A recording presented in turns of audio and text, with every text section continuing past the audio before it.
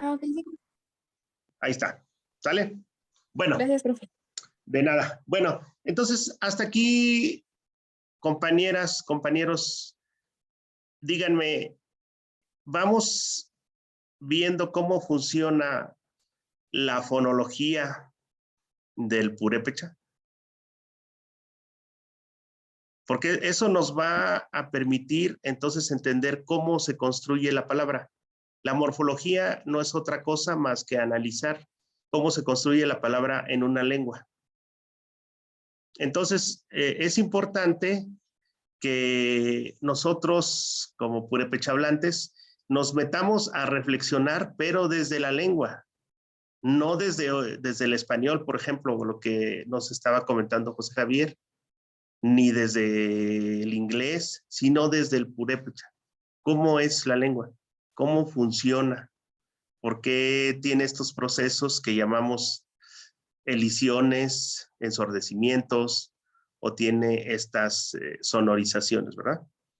Entonces, a nivel ya de lo que estamos tratando, de lo que nos estamos dando cuenta, y Tata Pedro cuando empezó a revisar esto, es que más del 80% de las palabras tienen el acento en la segunda sílaba.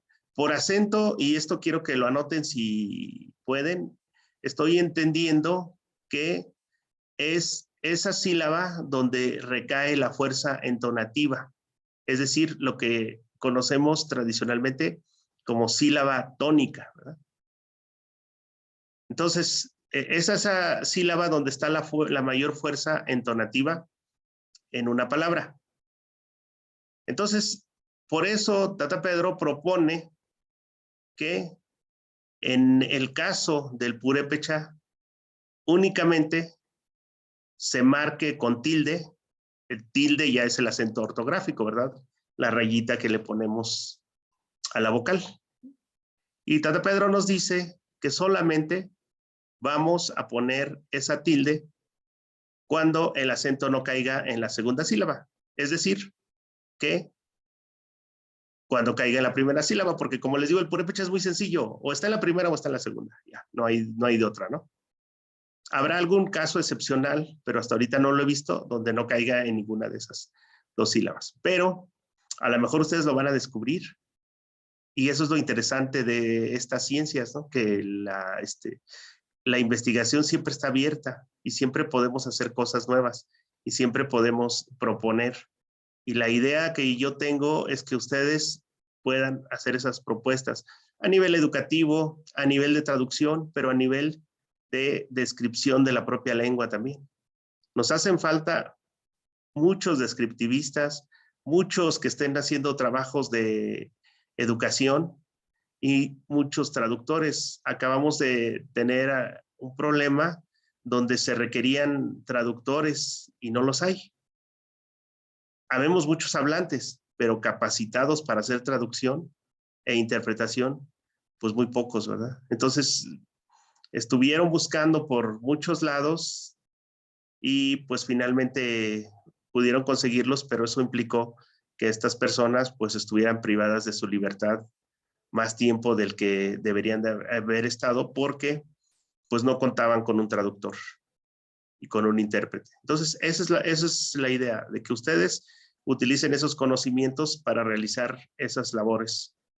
De que no solamente vean que estudiamos purépecha porque queremos escribir, que esa fue la idea con la que yo entré a la maestría.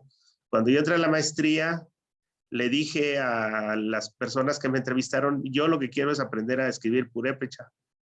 Y entonces ellos me dijeron, bueno, es que aquí no solamente te vamos a enseñar a escribir purépecha. Y fue algo muy interesante lo que me dijeron, porque me dijeron, te vamos a enseñar a pensar en purépecha. Es más, no te vamos a enseñar, te vamos a dar las herramientas para que tú puedas analizar tu lengua desde tu lengua. Y eso fue lo que estuvimos trabajando, ¿no? Durante los años que me aventé en la maestría y en el doctorado, estuvimos analizando la lengua con las herramientas que me dieron, pero desde la perspectiva de cómo se construye el mundo desde lo purépecha. Entonces, ese es el reto de esta materia, ¿no? Que podamos hacer ese tipo de ejercicios y que ese tipo de ejercicios nos aporten algo y que eso que nos aporten, nosotros lo podamos aportar en otros ámbitos. Yo lo que les estoy diciendo, y créanme porque así es cierto, lo terminé entendiendo cuando salí del doctorado. No lo entendí bien en la maestría, no lo entendí bien en el doctorado, y ya saliendo, cuando me enfrenté a dar cursos y talleres, entonces me empecé a dar cuenta de que este tema era importante. A la mayoría no le parece importante, porque dicen que el purépecha a nivel fonología no es interesante, que no tiene muchas cosas así como las lenguas tonales, y que por eso no hay que trabajar tanto en la fonología. Pero la fonología, como ya les dije antes, es la base para hacer un buen análisis. Entonces, si nosotros no manejamos bien la fonología de la lengua, pues nos va a ser muy difícil pasar a los siguientes niveles. Entonces, por eso es importante que estemos dando este breve repaso introductorio de morfología. Bueno, entonces ya entendimos qué es un acento prosódico y qué es un acento ortográfico. El acento prosódico es ese acento que nosotros escuchamos. Es esa Maestro. sílaba que es más fuerte. Sí, adelante, Efraín. Y entonces, ¿por qué la palabra purépecha en algunos casos está acentuado? De acuerdo a la teoría del maestro Pedro Márquez, la entonación cae en la are, y en algunas otras partes no está acentuada. Así es, porque es eso que estás diciendo tú, Efraín, es lo que les acabo de comentar, es esa falta de preparación de la gente que escribimos, ¿verdad? De que no tenemos esta sistematicidad que necesitamos para escribir en nuestra lengua. Si ustedes ven, por ejemplo, la palabra cherán, la mayoría de las veces la van a ver acentuada. Pero nosotros sabemos que si ellos dicen que son el pueblo de los sustos o el pueblo de los recuames, ¿cómo se diría entonces en purépecha ahí?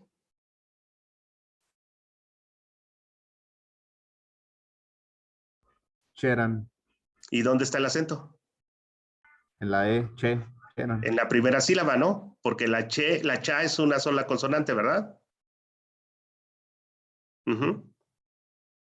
Y ese tipo de confusiones están muy presentes, pero nosotros nos empezamos a dar cuenta cuando analizamos y cuando pensamos desde la lengua. Ahora, en la palabra purépecha, depende de qué sea lo que se esté haciendo. Si estamos utilizando el término hispanizado, es purépecha, ¿no? Entonces, ahí yo creo que sí se podría acentuar. Pero si lo escribimos como lo decimos en purépecha, ¿cómo sería, José Javier? Como es en purépecha, pues. Perdón, ¿cómo? ¿Cómo Naxarishen? Purépecha, como decimos aquí o como dicen ustedes. Jorech. Porech. Ajá, ahí no se pone el acento. Vean, este es el término purépecha, en la lengua purépecha. Pero cuando lo hacemos hispanizado, desde mi punto de vista sí se tiene que poner porque allá está hispanizado. Es como aquí el nombre de mi pueblo, ¿no? Nosotros no le decimos Puácuaro. En purépecha le decimos Puácuar.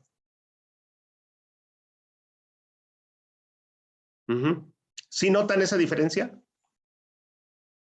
Eso es muy importante para la representación gráfica.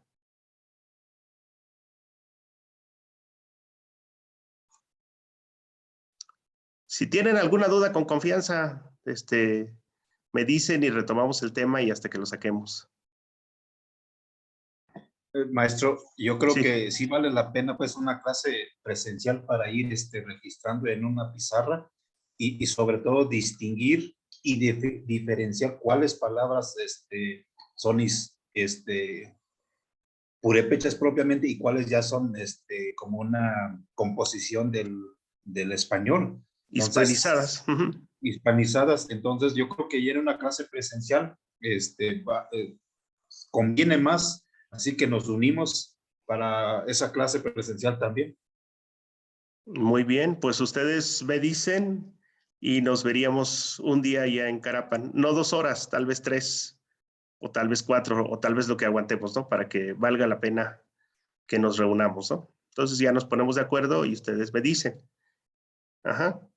Esto que yo estoy abordando ahorita, les repito, lo van a ver en fonología, pero a mí me interesa verlo porque lo estamos relacionando con el purépecha.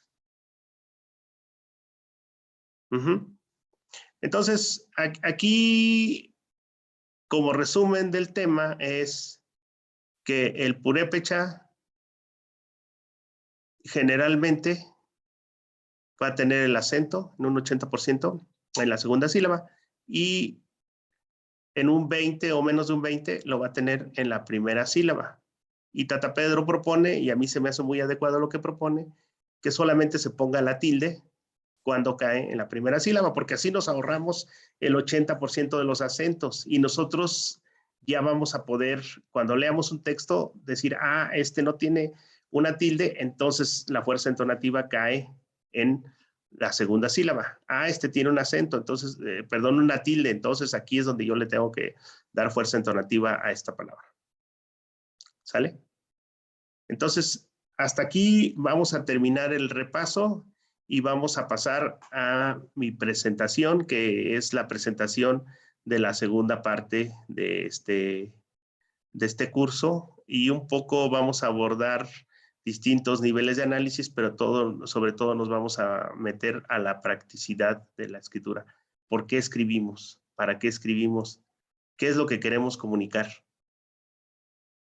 Algo importante que nosotros debemos de tener en la cabeza cuando escribimos es que queremos comunicar, es que queremos que otro nos lea, es que queremos que alguien que no tengo aquí presente nos pueda escuchar, que nuestro pensamiento vaya más allá. Y tenemos ahorita, y se los decía a quienes estuvieron conmigo en el curso pasado, una comunidad que es tal vez igual de grande que la que está en Michoacán, en Estados Unidos. Y esos compañeros ya están solicitando especialistas en distintas áreas. Ahorita vemos que hay un boom de pireris, ¿no? Que están yéndose a Estados Unidos. Pero así como hay un boom de pireris, va a haber necesidad de educadores, va a haber necesidad de especialistas. Y esa es una oportunidad amplia de trabajo que se les abre a ustedes como futuros especialistas. Es decir, que la lengua ya trascendió la frontera y nosotros debemos estar preparados para ese cambio, ¿no? Y ese cambio será nuestro o seguirá siendo como hasta hoy, asunto de especialistas en los cuales el pueblo siempre está a la expectativa, el pueblo siempre está observando y siempre está recibiendo, y mucho de eso depende de nosotros. Queremos que las cosas cambien, nos tenemos que empeñar. Queremos que sea distinto y que nuestra voz sea la que se escuche, tenemos que esforzarnos, tenemos que hacer lo mejor que podamos con las herramientas que nos están proporcionando en instituciones como esta, que con todas las carencias que tiene, que con todas las broncas que trae arrastrando y todas las broncas nuevas que se van generando, yo les puedo decir que actualmente pudiéramos considerarla la mejor escuela para aprender a hacer el análisis de purépecha. ¿Por qué? Porque en esta escuela hay varios especialistas nativohablantes que están enfocados en distintas áreas de la lingüística. Pasa en muy pocas ocasiones, pero aquí se están conjuntando especialistas en fonología, en sintaxis, en morfología, en pragmática, en semántica. Entonces hay que aprovechar esta coincidencia que puede ser que se haya dado ahora, pero tal vez en un futuro ya no se debe. Entonces ahorita hay que aprovechar todo esto que tenemos para poder tener una preparación más adecuada. Bien, hasta aquí, compañeros, compañeras, ¿vamos bien? ¿O nos estamos aburriendo un poco? Vamos bien, profe. Bueno, pues entonces voy a pasar a mi presentación. Muy bien. Pati, ¿me puedes ayudar a leer qué es lo que dice esta primera diapositiva? Sí, está bien, maestro. Dice normalización de la escritura en purépecha. Objetivo general.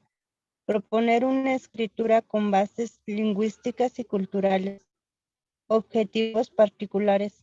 Representar los sonidos en la escritura. Inciso B. Escritura que responda a las necesidades de los usuarios, nativohablantes, aprendices de la lengua, instituciones y especialistas. Muy bien. Pati, tú misma, ¿qué me puedes comentar de lo que leíste ahorita? ¿Qué es lo que dices? Híjole, eso me llama la atención.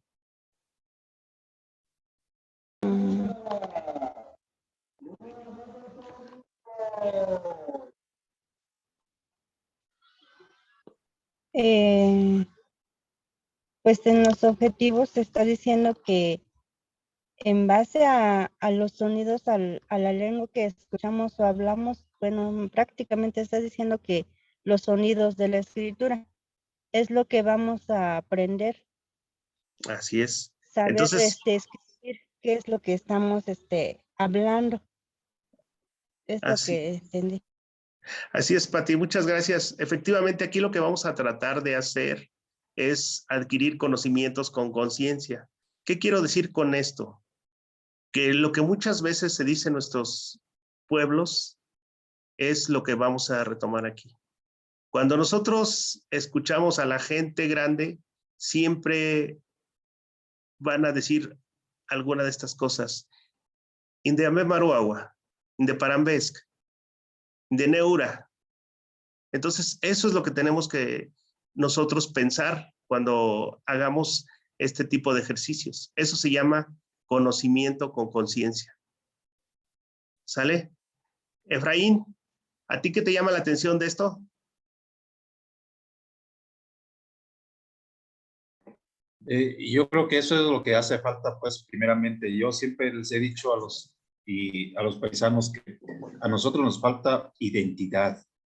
Identidad porque debemos de partir de algo que nosotros tenemos, lo que sabemos hacer, pero desgraciadamente no está siendo valorado porque nosotros mismos no hemos podido trascender con la escritura, con algunos, yo les proponía la vez pasada hasta la elaboración de un manual, algo que dejemos como constancia de que estamos estudiando y que podamos partir de lo que tenemos nosotros.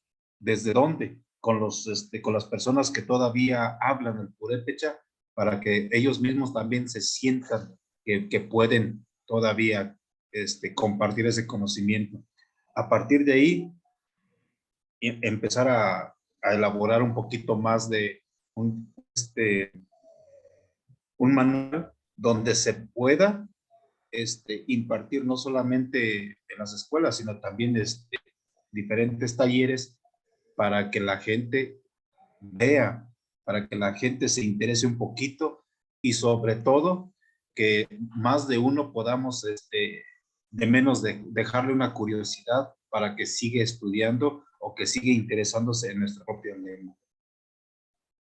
Muy bien, gracias, Efraín. Miren, aquí les decía yo la primera sesión que tuvimos que traemos un atraso como de 20 años en relación a otras lenguas indígenas aquí de México, ¿no? O sea, no tenemos los especialistas que deberíamos de tener, porque el purépecha tiene una tradición escrita desde el siglo XVI. Sabemos que quienes escribieron pues no eran purépecha hablantes, pero hay textos donde se registra el purépecha desde esos años. Sin embargo, hay como un hueco en los últimos 30, 40 años en los cuales se dejó de formar especialistas en lingüística. Tenemos especialistas en historia, tenemos especialistas en educación y en otros temas, pero en lingüística tenemos muy pocos. Entonces, la idea también de incentivarlos a que estudien, a que investiguen, a que hagan, es precisamente tratar de ir cubriendo esos huecos. Y entender que la escritura, como les había dicho, es para comunicar. No es para que yo mismo me lea, como le hacen muchos, ¿verdad? No es que yo escribo así y solo yo me entiendo, no. La escritura es para comunicar. Y la escritura, ante todo, y eso lo debemos de tener bien presente, es algo político. Entonces, si Efraín y yo nos ponemos de acuerdo en representar los sonidos del purépecha de una forma, ahí estamos haciendo política los dos. Los dos estamos llegando a un consenso y estamos diciendo, yo voy a entender esta grafía que estás escribiendo aquí como representación de este sonido. Pero si además invitamos a Patti, ya somos 3, estamos haciendo política, pero ya es una política más amplia. Ya tenemos un consenso entre 3. Pero si además invitamos a Zein, ya somos 4. Y así sucesivamente. Eso se llama hacer política y política de lenguaje. Entonces, en la política de lenguaje, lo que necesitamos precisamente es ponernos de acuerdo. Pero nos vamos a poner de acuerdo a partir de conocimientos, a partir de saber cómo funciona la lengua y entonces proponer su representación por medio de grafías. Las grafías no tienen sonido, compañeros. Las grafías son arbitrarias y las podemos utilizar para representar uno u otro sonido.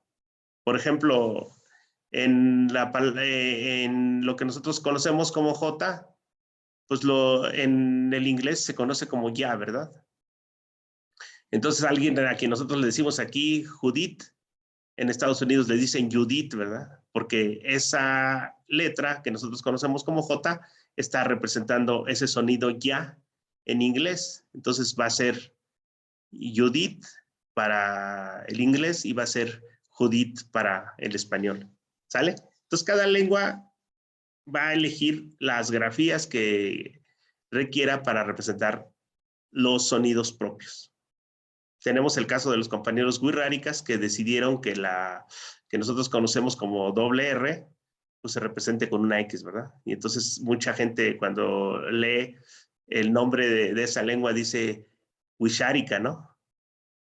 Pero es wixárika, porque ellos decidieron que esa X iba a representar ese sonido de la doble R que conocemos en español, ¿no? Entonces, vean que siempre va a ser arbitrario, pero aquí también como especialistas, pues nosotros tenemos que guiar esos procesos y tratar de que sean lo menos arbitrario posibles, ¿no?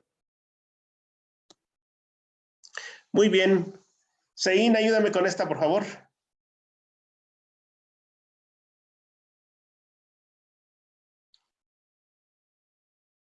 Zein, ¿estás aquí? Sí, con esta.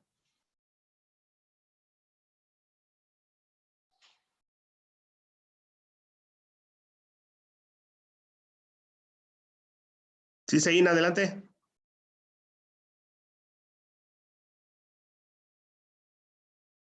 Tienes tu micrófono desactivo, Zein. Sí, profe. Listo, adelante. Sí, oralidad y escritura.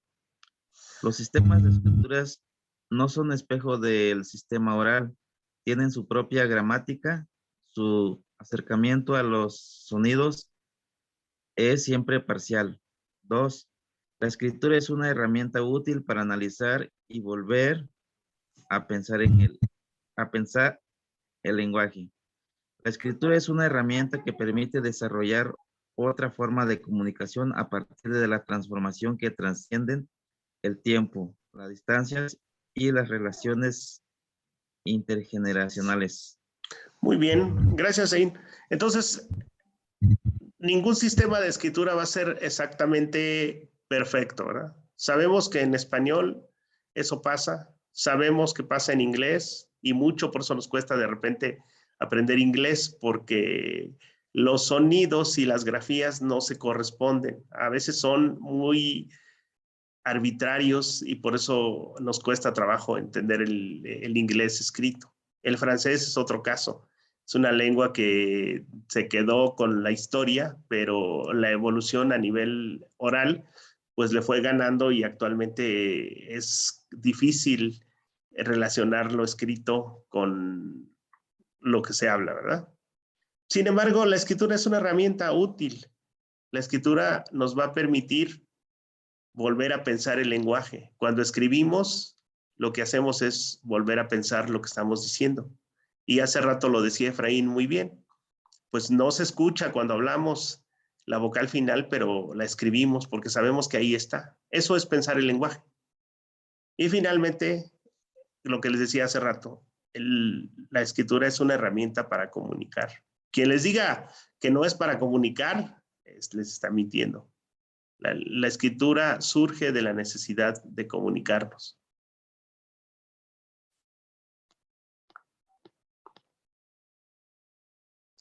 Muy bien. Efraín, ¿me ayudas aquí con los criterios para elaboración del alfabeto?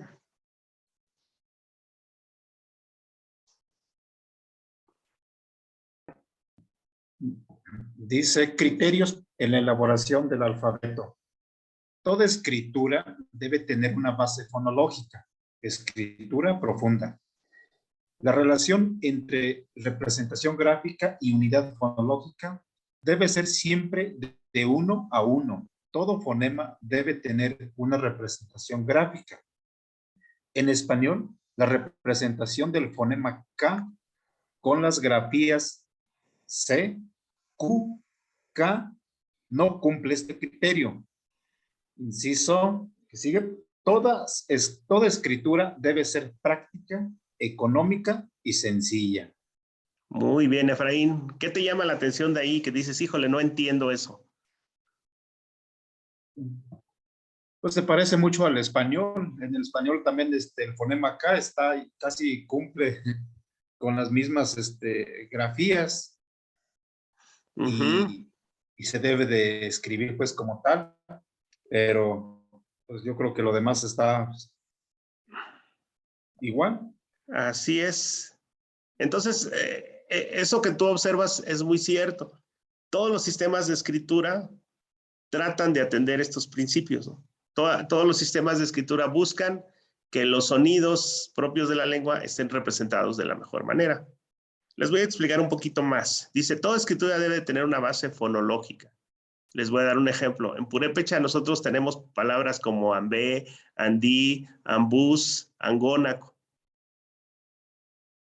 Y lo que vamos a encontrar es que esos sonidos B, D, G ocurren siempre después de la nasal, después de la N. No van a ocurrir en otro contexto. Eso se llama sonorización y lo van a ver en fonología, pero nosotros al hacer ese análisis nos damos cuenta que B, D, G no son sonidos del purépecha porque no están a inicio de palabra. Sin embargo, cuando nosotros hablamos, pues sí decimos angónac, ¿no? Ambús, andí, ambónarin, ambáquit, etcétera, ¿verdad? Pero es por eso, porque esa nasal, esa N, esa M, lo que está haciendo es que se oiga más sonoro, ¿verdad? En lugar de ser una P, suena como B. En lugar de ser una T, suena como D. Y en lugar de ser una K, suena como G. Eso es lo que llamamos realización, y una escritura profunda lo que va a decir es, estos no son sonidos de la lengua porque solamente ocurren en este contexto.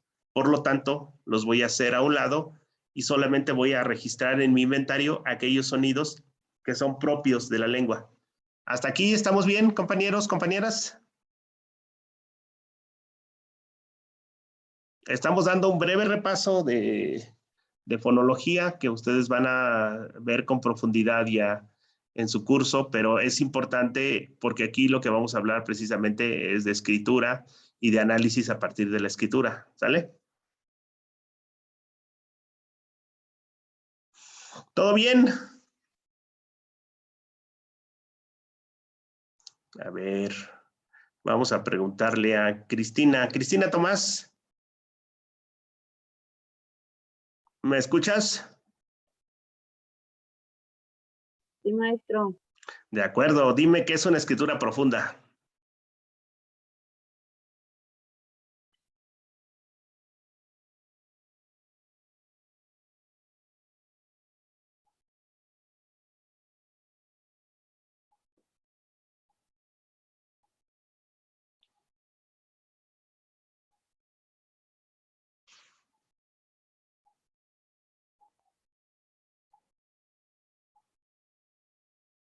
Cristina.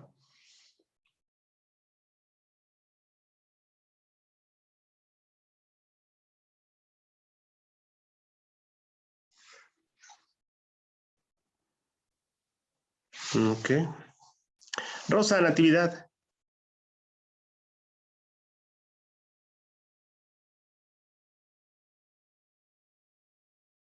Rosa.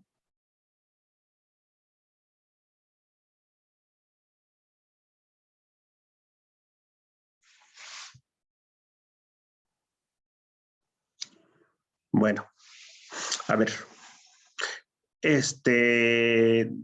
Una escritura profunda, como les decía, es aquella escritura que solamente va a tomar los sonidos que son relevantes en la lengua, que solamente va a considerar aquellos sonidos que son importantes en la lengua.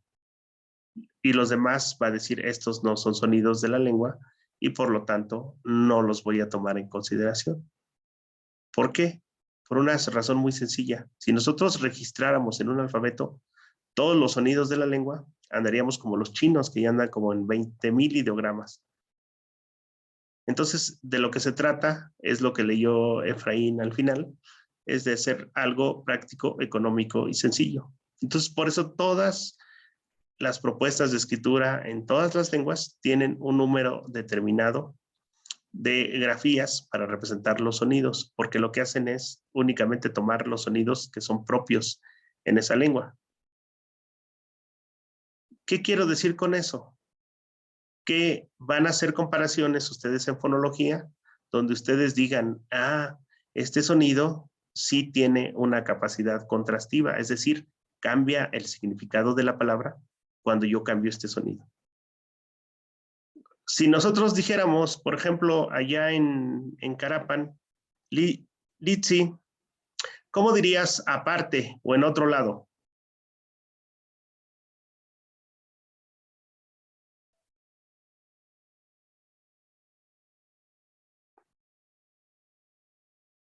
Litsi.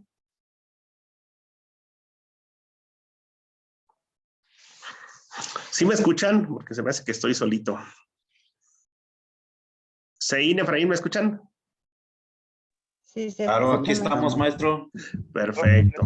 Bueno, a ver, les voy a ayudar un poco con ese ejemplo y ustedes van a buscar otro. Si nosotros dijéramos tam, ¿qué diríamos? ¿Qué estamos diciendo? Tam. Juchatam Jarask. Aparte, Aparte. Y si decimos tam, 4. ok. ¿Te das cuenta que la ta y la ta, esos dos sonidos hacen un contraste y hay un cambio en el significado de la palabra? ¿Sí lo pueden ver, compañeros? Efraín, ¿lo ves? Sí, por supuesto que sí. Entonces, ya nosotros sabemos que la ta y la ta sí son sonidos propios del purépecha. Y si dijéramos can y can, pasaría lo mismo, ¿no, Efraín? Sí, así es. Por ejemplo, también está el de quechua y quechua. Ajá. Y ahí lo que tienes es una K y una K, ¿verdad? Y entonces así es como lo van a ir haciendo en su clase de fonología para identificar los fonemas de la lengua. Entonces, a eso se refiere la escritura profunda, que la escritura se tiene que basar en la fonología, en los sonidos que tienen esa capacidad contrastiva en la lengua. Entonces, esa es nuestra primera regla. Vamos a la segunda regla. La relación entre la grafía y la unidad fonológica o el sonido debe de ser una a una. Hace rato lo decía Efraín. En español tenemos para representar este sonido K, este sonido velar, 3 grafías. Y ahí ya no es algo económico, porque nosotros tenemos el mismo sonido en casa, en queso y en kilo. ¿Sí o no, Efraín?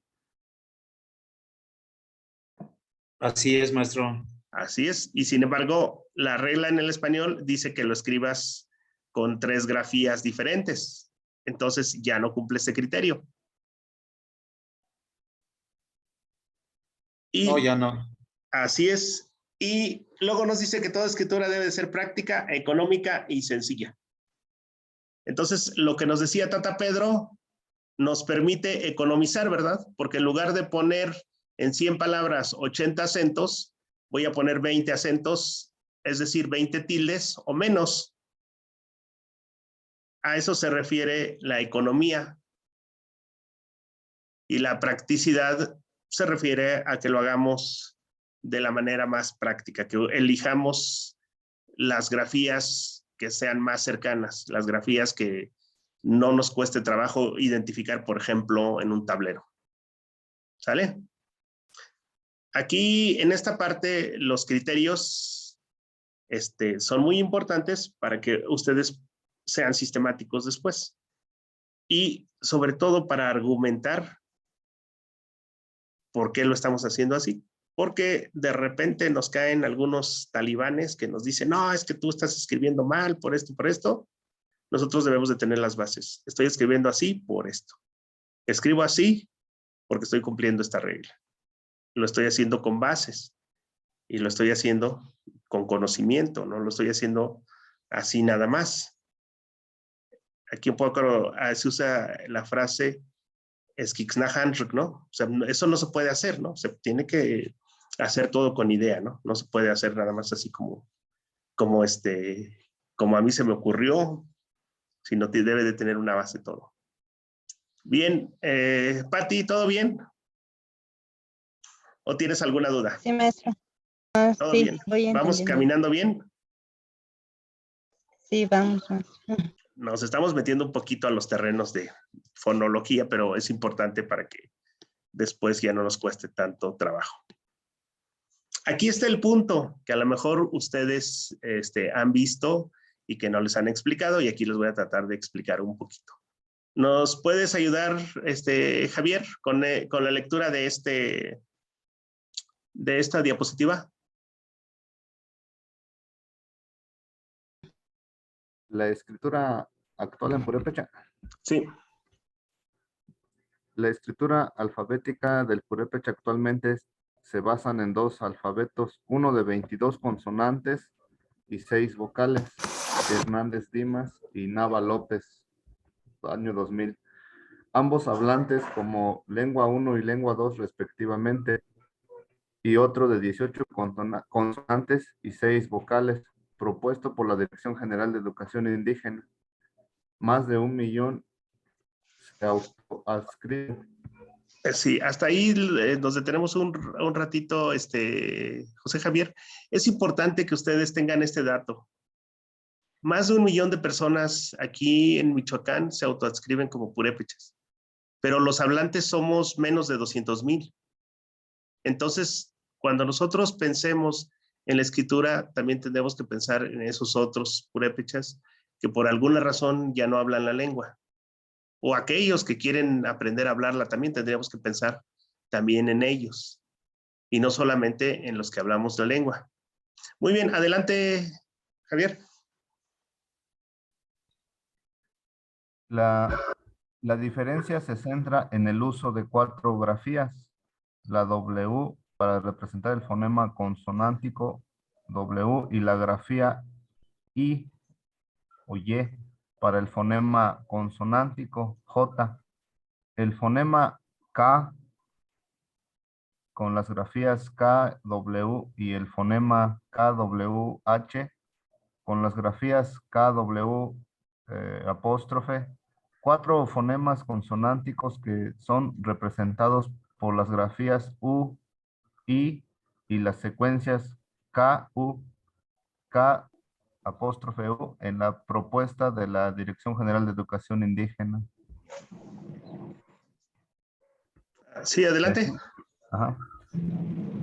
La propuesta de Hernández Dimas y Nava López 2000, desde nuestra posición, es la más adecuada para la escritura, ya que responde a las necesidades de nativo hablante, quienes la aprenden como segunda lengua y escritura de especialistas, debido a ello es utilizada por un amplio grupo de nativo hablantes, aprendices de la lengua como segunda lengua. Instituciones como la UIM y la mayoría de los lingüistas. Bien, este es uno de los puntos que nos ha detenido un tanto. Son cuestiones más ideológicas que prácticas, pero sin embargo nos detienen mucho en el debate. Por eso es importante que nosotros como futuros especialistas analicemos las propuestas, veamos cuáles son las ventajas, cuáles son las desventajas y tomemos una decisión. Y más aún, nosotros siendo nativohablantes, perteneciendo a la comunidad, pues también podemos tomar una posición, pero con bases, o sea, sabiendo por qué. Adelante, ¿quién quiere participar? Profe, Sí, adelante. yo siempre he tenido la duda, bueno, Ujú. pues no le entendí muy bien el texto, ¿verdad? Pero sí he tenido la duda por qué o cuándo se usa, o bueno, creo que son pues diferentes, así como lo dice. La Ujú. dirección maneja otras consonantes vocales y la WIM otras consonantes vocales. Y no sé Ujú. si de la Dirección General de Educación Indígena, no sé si sea la misma con el de la Universidad Michoacana. Y no sé si sea el mismo con el del Colmich, Colegio de Michoacán. O sea, yo no sé cuál es cuál y así como se dice, pues no sé cuál es el que se debería de utilizar. Claro. Miren, lo primero que debemos de retomar para ver el alfabeto purépecha es lo que vimos arriba, ¿no? ¿Cuáles son los 3 principios básicos para la representación gráfica de los sonidos de una lengua? ¿Cuáles son los que nos van a resultar mejores, más adecuados? Aquí no hablamos de que uno esté mal y el otro esté bien, sino cuál es lo más adecuado. ¿Cuál es el que representa mejor los sonidos de la lengua? Y para eso pues necesitamos bases, que es lo que vamos a empezar a ver en fonología y es lo que nosotros ocupamos aquí para el análisis lingüístico, ¿no? Entonces, eso es lo que nos va a dar el punto. O sea, decir, a ver, está esta propuesta de 18 consonantes y 6 vocales. Y está esta propuesta de 22 consonantes y 6 vocales. Ese es el kit del asunto. No hay más. Ahora, lo que ha faltado, y eso sí, Tata Pedro lo decía cada rato cuando nos reuníamos, es que lo que se hace es un chilaquil. Entonces agarramos de la propuesta del 76, todavía algunos utilizan BDG, de la propuesta de Hernández Dimas y Nava López, a veces agarramos una W, a veces agarramos una ya, una Y, de la propuesta de la DGI, a veces cuando hay una preaspiración, que eso también lo van a ver en fonología, la representamos con una J, o a veces la representamos con un apóstrofe, ¿no? Entonces, al final, terminamos haciendo, como decía Tata Pedro, un chilaquil por falta de sistematicidad. Entonces, por eso, para mí, para Juan Manuel y para quienes les estamos dando estas bases lingüísticas en la UIM, es tan necesario que ustedes las asimilen bien y las puedan expresar. Es decir, que cuando hagan su escritura, pues esa escritura tenga las bases de el por qué, porque muchas razones que aquí están en juego, como les había dicho hace rato, son políticas, pero la política no se tiene que entender como aquello de que todos nos peleamos, sino la política tiene que ver con llegar a entendimientos, con llegar a acuerdos. Entonces, nosotros vamos a tener nuestra posición basados en argumentos lingüísticos, porque ustedes están estudiando lingüística y se están formando como especialistas.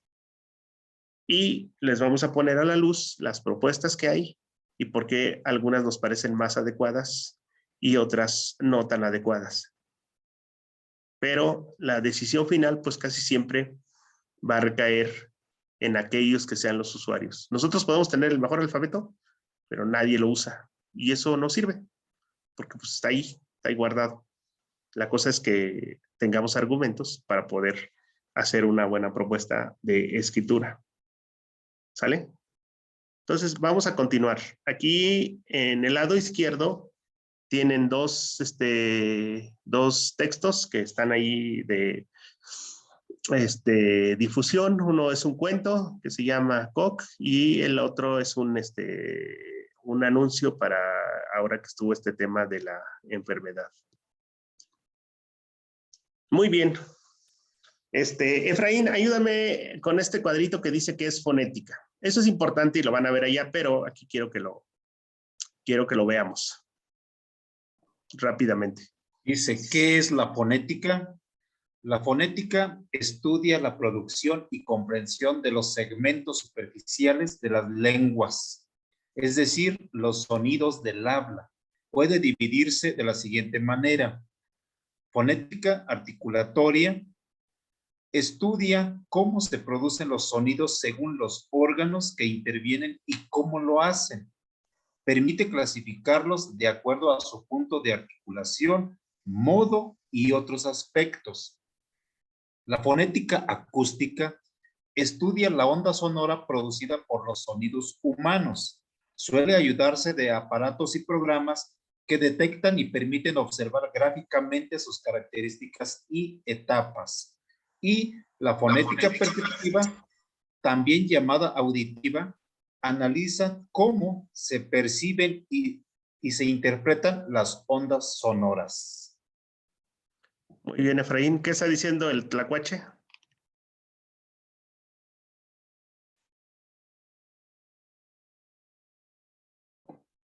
Pues no le entiendo qué dice. Dice, Ndasa Villoko. Anda hablando cosas que no debe. Está diciendo eso, ¿no? Entonces, sí. Sí, vean lo importante, ¿no? Entonces hay una parte así que estudia el espectrograma que dice, mira, ahí está la I. Tú no la escuchas porque perceptivamente a lo mejor no la alcanzas a escuchar, pero ahí está. Y la otra te dice, a ver, cuando tú usas el aparato fonador y produces una na, como en, a ver, una na que no sea la velar, a ver. ¿Cuál es este? Pan, por ejemplo. Pan es una N alveolar, no es una N velar. Pan. Y ahora, Efraín, ¿me ayudas con la palabra árbol en purépecha? Anatapu. ¿Ven cómo es diferente esa N velar de la N de pan? Están interviniendo otros órganos. Hay una diferencia ahí. Entonces es como una NG. La lengua se hace así como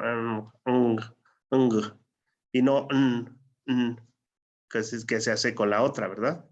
Y aquí nosotros estamos viendo que ya los órganos tienen una diferencia, pero esa diferencia nos permite producir uno u otro sonido. Sí, adelante, Efraín.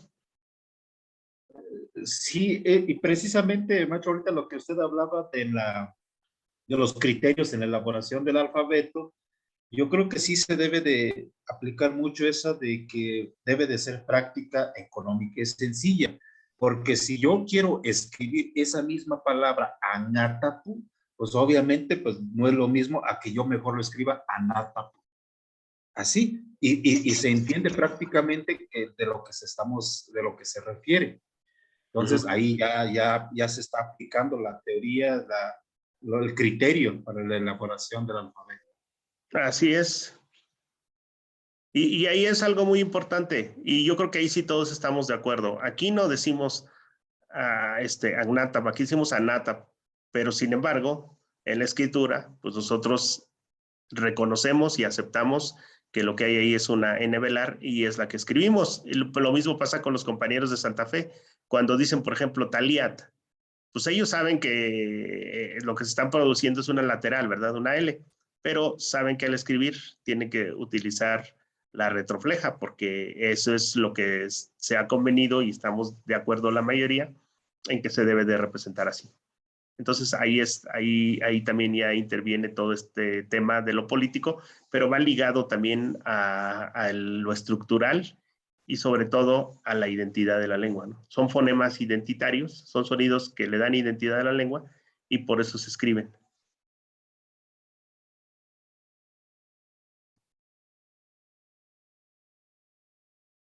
Muy bien, vamos a pasar a la siguiente. Estos son los alfabetos. Estos son los niveles de análisis que ya los habíamos platicado. Entonces empezamos con lo fonético, lo fonológico, lo morfológico, que es en donde estamos, y después llegarán a sintaxis semántica y pragmática, que ya es lo más acabado, ¿no? Ya es la parte más comunicativa de la lengua, ¿no? Entonces, lo primero es la organización de los sonidos del habla. Perdón, los sonidos del habla, todos. Y luego ya la organización de los sonidos del habla, donde decimos, no, este sonido no es relevante en la lengua. Entonces, yo no lo voy a registrar para un alfabeto porque es un sonido que solamente se produce en determinados contextos. Y luego las palabras, que es donde estamos ahora, viendo la estructura de la palabra en purépecha. Si tienen alguna duda, aquí me puedo detener un ratito y me dicen, o vamos bien todos. Ustedes díganme. ¿Vamos bien?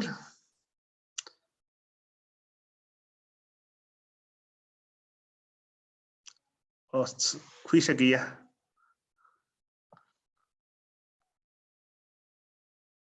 Bueno, me voy a suponer que vamos bien. Vamos bien, ¿verdad, Efraín? Maestro, Sí. a ver si no me escucho mal, pero yo creo que esa parte es un poquito más arriba. Ahí. Yo creo que ese es el problema ahorita que tenemos con la maestra Angélica, Ajá. porque ayer tuvimos una clase y parece que como que no alcanzamos a entendernos. Uh-huh. Y por eso le comento que a ver si no me escucho bien, porque a lo mejor los compañeros sí le están captando y yo no. Déjeme dejar de grabar.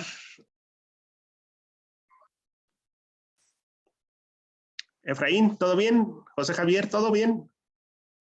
Profe, Sí. nada más una pregunta. El otro día me quedó una duda, pero bueno, estábamos con otro profe y yo le dije que, por ejemplo, Chanán y ahorita, por ejemplo, ahí el de Queenie, si es apóstrofe o es acento, porque me dijo el profe era acento, por eso me quedé con la duda, pero ya, bueno, nada Okay. más. Es aspirada, es una representación de la aspirada y la representación de la aspirada, eso sí, casi todos los alfabetos desde Tatamax, en purépecha se ha decidido que se va a hacer con el apóstrofe. Pero esa es una aspiración, lo que se está representando ahí. Y el acento va efectivamente después, ¿verdad? Porque es una raíz de una sola sílaba, ¿sale? Entonces, por ejemplo, si dices que alguien está durmiendo, ¿cómo dices? Queen, Pero si está durmiendo. Quishati. Exacto. ¿Ya viste dónde se pegó la sha? Después de la i, ¿verdad? Eso quiere decir que es una raíz de una sílaba y el acento te está diciendo hasta aquí es la raíz y lo demás ya no es parte de la raíz. ¿Sí lo ves?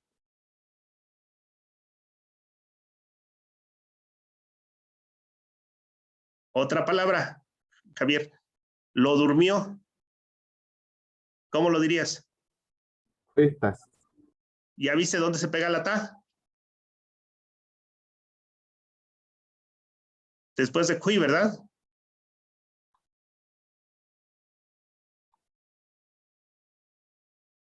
Sí, más o menos. Así es.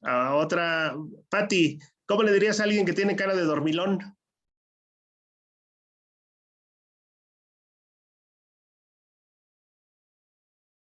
Pati.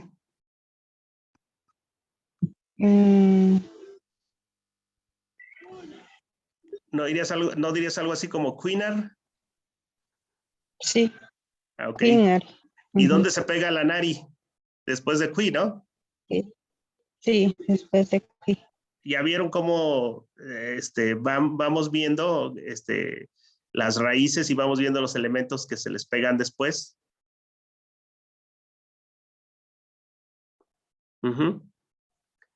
¿Cómo la ves, Javier? ¿Está interesante o no?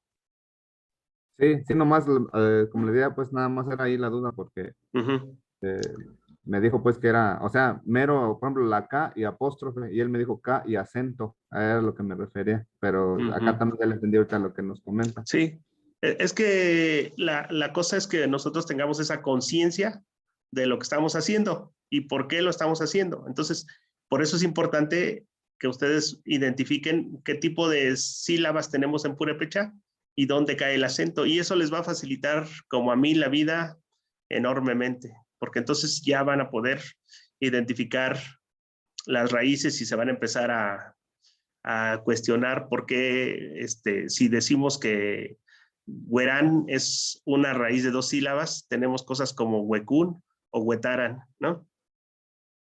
Y ahí ya no cumple ese criterio, ¿verdad? Y eso todavía falta que lo investiguemos. Bueno, pues ya no los voy a meter en más problemas. Vamos a avanzar un poquito con esto.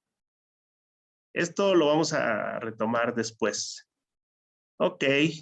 Efraín, ayúdame con esta, por favor. Dice U, W, I, Y.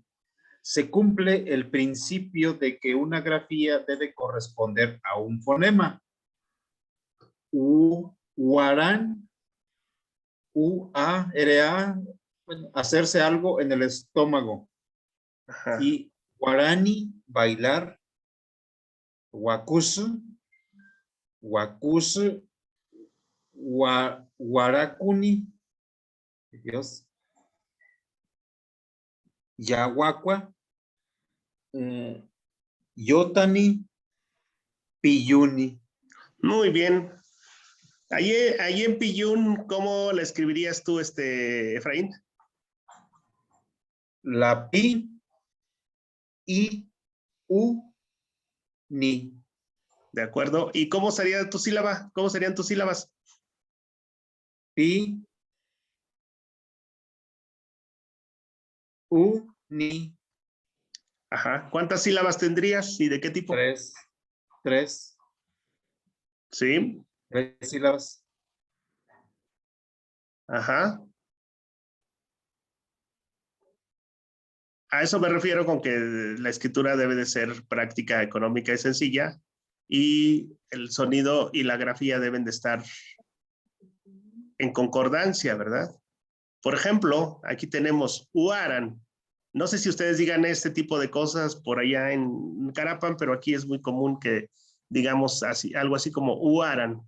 Entonces aquí lo que tenemos es ese verbo hacer y con esa A que indica el centro, ¿no?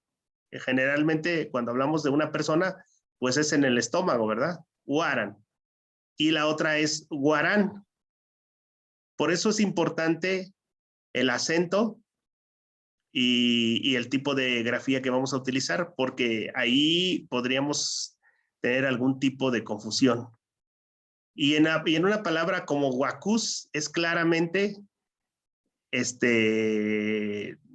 un ejemplo de que el primer sonido es un sonido consonántico y el segundo sonido es un sonido vocálico. ¿Sí lo ven? Huacús o guaracún. Noten al pronunciar la palabra, cómo en una se redondean más los labios que en la otra. Eso quiere decir que en la que hay mayor redondeamiento, esa es una vocal. Ese es un principio de fonología. Entonces, no decimos huacus, decimos guacus. Guacus. ¿Sí notan dónde hay más redondeamiento de los labios? De lo que estábamos viendo ahorita del mixteco.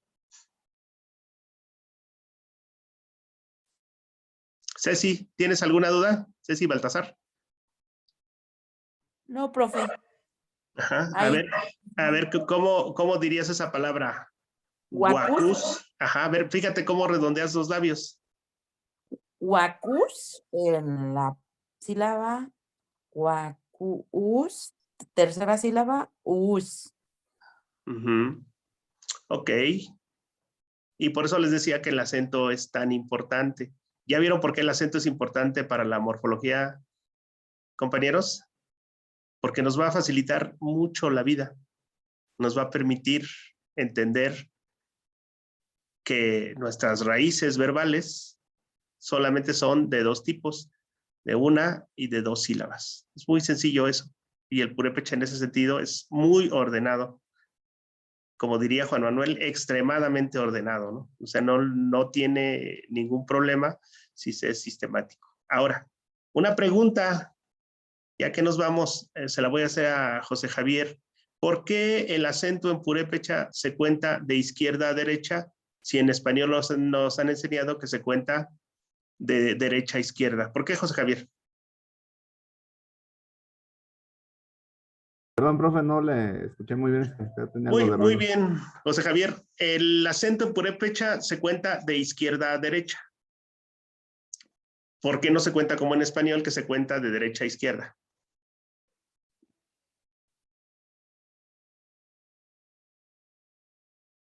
No entendí muy bien, pero parece ser que por lo que la raíz siempre está, ¿cómo nos dijeron? A la izquierda, algo así. Ya lo resolviste, porque el purépecha es una lengua sufijante, solamente tiene sufijos y vamos a terminar donde comenzamos. Solamente va a tener sufijos, entonces mi raíz siempre va a estar a la izquierda y de ahí se le van pegando a la derecha los sufijos. Entonces mi raíz puede ser de una o de dos sílabas y por eso es importante el tema de la sílaba y del acento para el análisis morfológico. ¿Sale?